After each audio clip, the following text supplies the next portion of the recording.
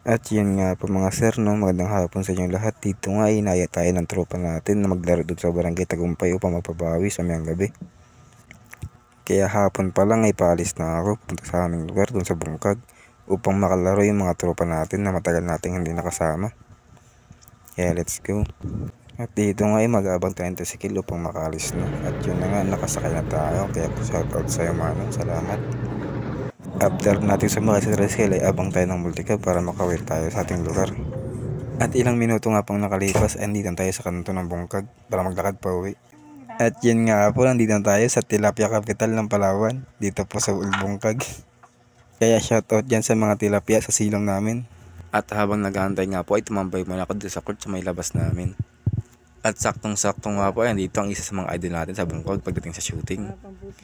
At dito ay papakita niya tayo ng pagdira niya. Kaya yun na nga po, binalipag niya at pumasok. Ang galing mo talaga, ar. At yun nga po ay gabi na, kaya dito na kami sa labas ng tropa natin na si Bunbun upang antayin yung makasama natin. At nang biglang mapadaan nga po ang isang tropa natin na si Undo, kaya shoutout sa'yo, si Wayne ng Bungkag pagdating sa basketball.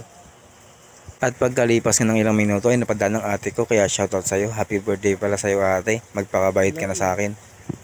At sa tagal nga ng pag-aantay namin ay umalis na kami ni Bunbun upang pumunta sa court dahil nandun na tayo yung mga kalaban, sabi niya.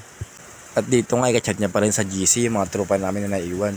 Sabi nila ay susunod lang daw sila after ng mga ginagawa nila sa buhay. At yun nga po, makalipas ang ilang minuto na paglalakad ay andito na kami sa Old Public Market dito sa Puerto Princesa upang makapunta doon sa may court. At nang mapadaan nga kami dito sa isang sikat na kainan sa Puerto Princesa dahil sa dami ng branches niya. Kaya shoutout sa'yo, Crispy King, baka naman. At yun nga po, sa tagal ng paglalakad ay nakarating na kami dito sa court. Saktong-sakto nga po, nakakabukas na ng ilaw kaya pumasok na kami sa loob. At dito na pala yung mga ibang player na naglalaro dito sa Barangay Tagumpay. Yung mga player din po na yan ay yung mga kaibigan natin na naglalaro tuwing umaga doon sa Barangay Pag-asa sa may Baywalk. Kaya shoutout po sa inyong lahat. At dito nga ay nagsapatos na ang tropa natin para makalaro mo kami sa first game. Kaya tayo ay magsasapatos na rin para mauna tayo. Kaya dito ay fast forward na tayo.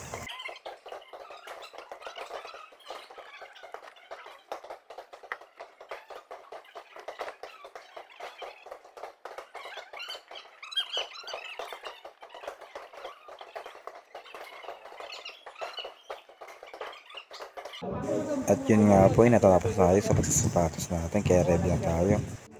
Yun nga po, finally makapaglaro tayo kasama ang tropa natin, kaso dalawa lang kami ni Bunbun. Dahil wala yung kasama natin ay no choice tayo dahil dito first come first serve ang paglalaro. Sayang sana kung dito sila. At dito nga po mga sir ay magpipilian na kami ng mga player kung sino magkakasama. Dito nga po ay alam ng mga player na magkasama kami Bunbun, kaya hindi kami pwede maghiwalay ng team. At sa tagal-tagal ng malang pilian ay finally nakapag-decide na kung sino magkakasama at nagsimula na kaming laro. At dito nga po ay pinasahan tayo at tinira natin kaso sablay. At dito nga po ay pinasahan na naman tayo ng pangalawang beses. Kaso sa hindi inasahan, ganun pa rin ang resulta, sablay pa rin. Ang malas talaga. At dito nga po ay sumalak sa tropa natin nang biglang ipasa niya kay Manong at pinasok naman ni Manong kaso napaul siya. Sayang.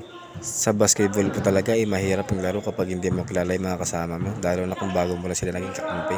Sayang nga po at hindi nakapunta yung mga tropa natin, kompleto sana kami 5. Dahil nga sa tagal namin magkasama ay alam na namin yung laro ng isa't isa. Pero sa basketball talaga ay enjoy mo lang bawat laro. Pero sa basketball talaga hindi maiwasan na masaktan ka dahil physical na laro ito. Kagaya na lang sa akin na nabukulan sa laro namin ito, kaya ang malas talaga. At ito nga po yung video na pangyayari yun. Dito matatawa na lang ako habang pinapanood at yun tinamaan sa ulo. Nautog pala. Buti na lang hindi pumutok ang kilay natin dito. Kaya okay lang. At dahil natagayan mo po yun na ito, tayo dito. At yun nga po, talo na maglalakad pa. Pero maraming salamat po sa panonood nyo.